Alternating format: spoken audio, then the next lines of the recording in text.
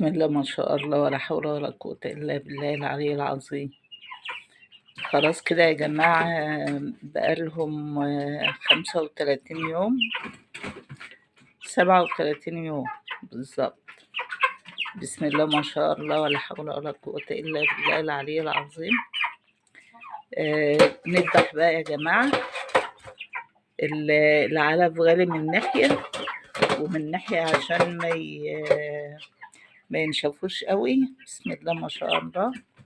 لو نشفوا قوي بقى ما ينفعوش للشوي. وطبعا الفراخ البيضة معظم اللي بياكلوها مشوي. بسم الله ما شاء الله. أقل فرخة 2 كيلو. ده أكبر فرخة اهي يا جماعة. اقعدي يا خالة الحاجة انتي، اصبري إن الله مع الصابرين. دي الميزان اهو يا جماعة. 3 كيلو و190 جرام. يعني داخلة على 200 جرام. بسم الله ما شاء الله ولا حول. يعني دي الجرامات اهي. بسم الله ما شاء الله. ودي هتكبر كمان زيادة عن كده يا جماعة. كل ما بيبقى فيها الريش قصير كده لسه مزغب كده، بيبقى في فرصة انها تكبر يعني. اللهم صل على النبي، ألف صلاة عليه. نصلي على النبي سوا كده في الكومنتات يا جماعة. ننزلها تلاقي قاعدة تبص لإخواتها كده وعطشانة. احنا لسه الصبح ولا كلم ولا شرب.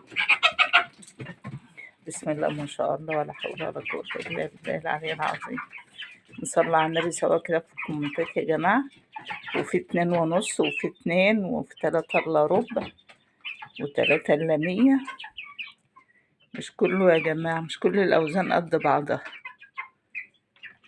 ده على حسب الفرخ، لأن أنا بحط الأكل، هو الأكل واحد.